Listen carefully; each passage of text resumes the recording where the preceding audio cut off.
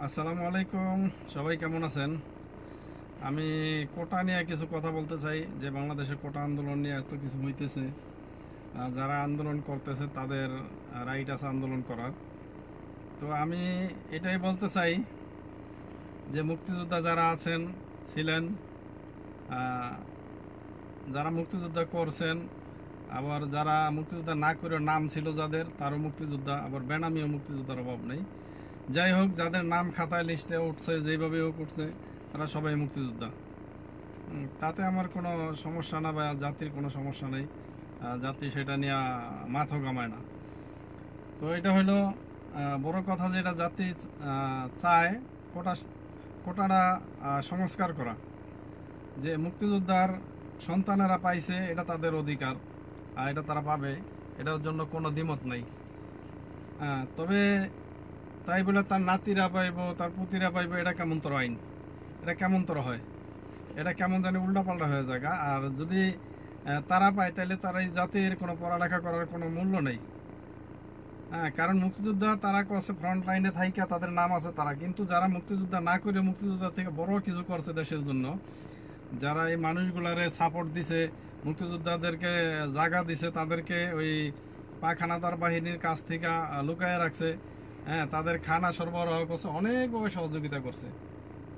তো আমি বলতে চাই, তারও তো মুক্তিযোদ্ধা ছিল, কিন্তু তাদের নাম নাই। যাই, তাদের নাম নেই, তারা মুক্তিযোদ্ধা না। এরকম অহরহ মানুষ আছে এরকম কাজ সহযোগিতা করছে মুক্তিযোদ্ধাদেরকে। শুধু মুক্তিযোদ্ধারাই যেন মুক্তিযোদ্ধা করে দেশটা স্বাধীন করেছে তা কিন্তু না।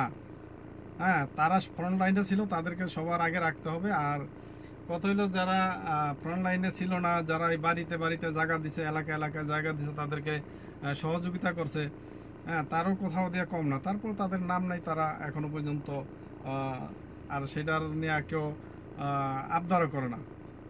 তো যাই হোক, কথা হইলো, যারা মুক্তিযোদ্ধা করছে তার ছেলে সন্তান পাইতে পারে, এটা তাদের অধিকার।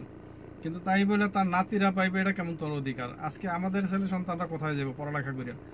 যদি এরকম হয়, তাহলে বাংলাদেশে পড়ালেখা বন্ধ করে দেওয়া উচিত। যদি কোনো আপনার মেধাবী ছাত্রছাত্রী যদি কোনো পদ না পায়, তারা যদি চাকরি না পায়, তাইলে বাংলাদেশের এই পড়ালেখা করা তো কোনো লাভ নেই। এটা বন্ধ করে দেওয়া উচিত, টোটালি বন্ধ করে দেওয়া উচিত। শুধু পড়ালেখা ছাড়াই যেহেতু আপনার মুক্তিযোদ্ধার সন্তানেরা বা মুক্তিযোদ্ধার এখন সন্তান নাতিপুতিরাও পাইব, তাহলে তাদেরকে চাকরি দেওয়া হোক। আর যারা এই যে এত টাকা পড়ালেখা করে খরচ করে, তাদের দরকার নেই তো পড়ালেখা করার। এই পড়ালেখার এই ব্যবসা নিয়ে ব্যবসা করার দরকার নেই তো, তারা পড়ালেখা করবো কি করতে, দরকারটা কি? তার চাইতে ভালো এটা বন্ধ করে দেওয়া উচিত। কারণ মুক্তিযোদ্ধাদের সন্তানরা পাইতে পারে, তার নাতিপুতিরা পাইতে পারে, এমন কোনো কথা না, এটা কোনো হয় না, বেআইনি। আর কত হইলে আজকে মুক্তিযোদ্ধার সন্তানেরা অনেকে মাফ করবেন আমারে, এটা বলা ঠিক না, তারপর না বললে পারি না, অনেক বাংলাদেশে অনেক জায়গায় অহরহ এই মুক্তিযোদ্ধার ভাতা পায়া তার অনেক সন্তানেরা দেখা যাইতেছে, তারা পয়সা পয়সা টাকা পাইতেছে, আর এই টাকা দিয়ে খাইতেছে এবং ইয়াবা খাইতেছে, ইয়াবার ব্যবসা করতেছে।